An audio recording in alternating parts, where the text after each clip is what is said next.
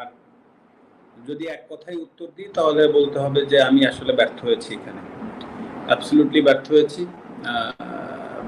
প্রথম যে জিনিসটা, আর দ্বিতীয় কথা হচ্ছে যে আমি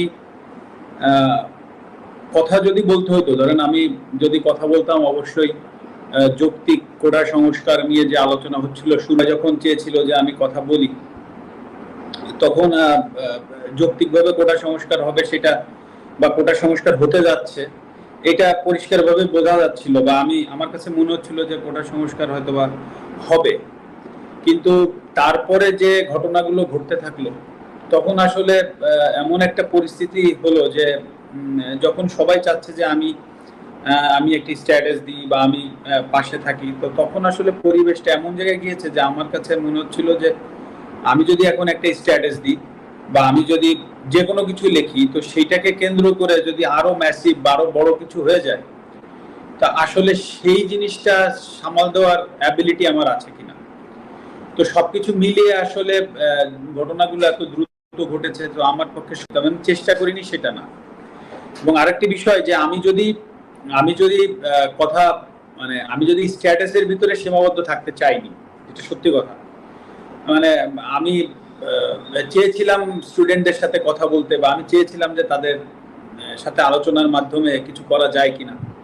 হ্যাঁ, কারণ আমি যদি একটা স্ট্যাটাস দিতাম, তাতে করে যা কিছু ঘটেছে, যা কিছু হয়েছে,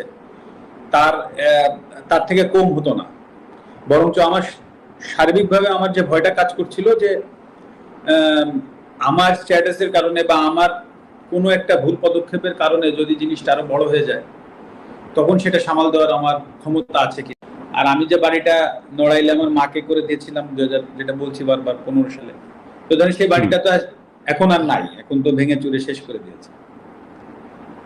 তো অনেকেই বলেছে যে বাড়িটার আসলে এখন তুমি চাইলে, বা আমার বাবাকে বলেছে যে আপনি একটা মামলা করে রাখতে পারেন, কে বা কারা, অনেক ভিডিও তো আছে, দেখেছি। আমি বলেছি যে না, আমি আমার বাবাকেও বলে দিয়েছি যে এটার কোনো বিচার বর্তমান সরকার বা যারাই আসুক বা যারাই থাকুক বা আসুক, হ্যাঁ, তাদের কাছে আমি এটা নিয়ে কোনো বিচার চাইব না।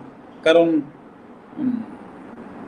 এটা আমার কাছে মনে হচ্ছে যে আসলে এই বাড়িটা তো আসলে যশোর থেকে এসে বা খুলনা থেকে এসে বা ঢাকা থেকে যে কেউ ভাঙেনি। হ্যাঁ, নড়াইলের মানুষ কোনো না কোনো জায়গার থেকেও ভাঙছে। তো আসলে আমি নড়াইলের মানুষের বিরুদ্ধে আর বিচার চাইবো না। তো যেটা হয়ে গেছে তো ওটা আমি একসেপ্ট করে নিচ্ছি। হয়তো বা আমার কাছে আমি এভাবে একসেপ্ট করে নিচ্ছি যে হয়তো বা আমার কোনো ভুল ছিল, আমি কোনো ভুল করেছি, হয়তো বা তার জন্য ওনারা হয়তো বা এসে ওটা করেছেন। তো বিন্দুমাত্র কষ্ট এখন আর নাই। আমি মানে কষ্ট নাই, এই কথাটা ভুল, মানে কারো প্রতি রাগ ক্ষোভ এগুলো কিছুই নাই। তো আমিও আশা করব নড়াইলবাসীর প্রতি যে আমার কোনো ভুলে বা কোনো জায়গায় যদি কষ্ট হতে থাকে, তো আশা করি তারা তো একটা স্টেপ নিয়েছে, তারাও আমাকে এই জায়গা থেকে ক্ষমা করবে, এটাই আমি আশা করি, এর বেশি কিছু না। আমার কথা কিছু বলা লাগবে না, মনের আবেগ আমাকে বুঝ আসে না, তাই অনেক কথা বলে ফেলি।